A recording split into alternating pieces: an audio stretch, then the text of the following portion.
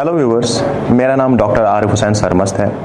मैं एक न्यूरोसर्जन हूँ। मैं अनिल बागी सुपर स्पेशलिटी हॉस्पिटल फिरोजपुर में काम करता हूँ। आज हम जिस विषय के बारे में बात करेंगे वो है हेडेक यानी सिर दर्द।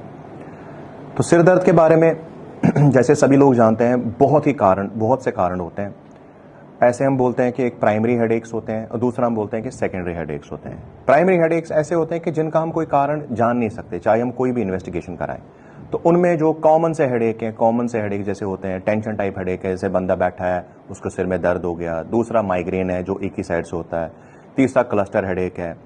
ऐसे बहुत सारे हेडेक हैं, बिनाइन हेमिक्रेनिया है। तो ये कॉमन से हेडेक है, इनको प्राइमरी हेडेक्स बोलते हैं। तो ये उतने सीरियस नहीं होते हैं।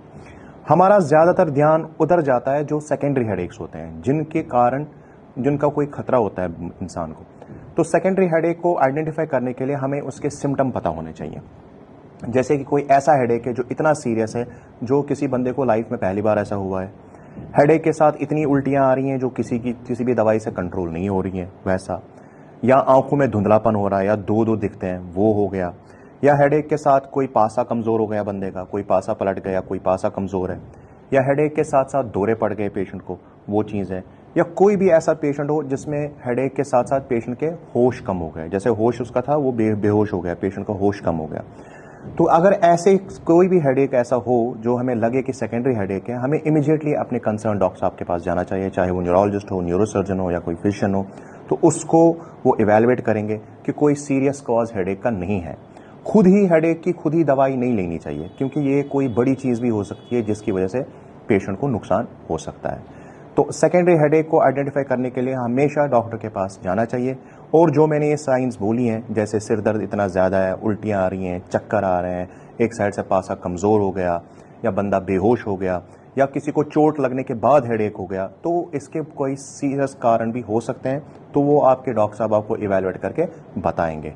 तो यही चीज़ हमें ध्यान में रखनी चाहिए। हॉस्पिटल जो है, हम पूरे इक्विप्ड हैं कि ये जो हर कोई प्रॉब्लम मैंने डिस्कस की है, जैसे किसी पेशेंट को हेडेक है, या किसी लंबर डिजीज़ है, कमर में डिजीज़ है, या किसी को दौरे पड़ते हैं, या किसी को हार्ट की प्रॉब्लम है, किसी को पेट की प्रॉब्लम है, इस सारी डिजीज से रिलेटेड जो भी इन्वेस्टिगेशंस है वो हम अंडर सिंगल रूफ देते हैं। हमारे पास सीटी स्कैन भी अवेलेबल है, जो मल्टी स्लाइस है, मॉडर्न सीटी स्कैन है, 1.5 टेस्ला एमआरआई है हमारे पास state of art cath lab है, हमारे पास state of art neuro ICU है, हमारे पास कैथ आईसीयू, हमारे पास कैथ लैब है, हमारे पास अल्ट्रासाउंड है 24 आवर जो अवेलेबल है, एक्सरेज, एवरीथिंग। तो ये सारी चीज़ें हमारे पास अंडर वन रूफ अवेलेबल है। तो पेशेंट को इधर उधर जाएं बाएं भटकना नहीं है कि एक चीज़ एक जगह हो जाए, दूसरी चीज़ दूसरी जगह होते हैं। हर कोई स्पेशलिटी हमारे पास अंडर सिंगल रूफ अवेलेबल है। तो जब सारे डॉक्टर्स मिल के किसी ट्रीटमेंट करेंगे किसी पेशेंट का, तो डेफिनेटली उसका इम्पैक्ट और उसका असर ज़्यादा अच्छा होगा। एक तो ये चीज़। दूसरा, हमारे पास एम्पैनलमेंट है, वो मैक्सिमम एम्पैनलमेंट जो भी टीपीए कंपनीज हैं, जो बड़ी बड़ी इंश्योरेंस कंपनीज हैं, हमारे पास एम्पैनल्ड है। और जो गवर्नमेंट इंश्योरेंस कंपनी जैसे ECHS है, और हमारे पास आयुष्मान भारत है, तो उसके अंडर भी हम SSBY उसके अंडर भी हम मैक्सिमम केसेस करते हैं। तो आप हमारे पास आएँ, ये सारी चीज़ें अवेल करें और अपना बेनिफिट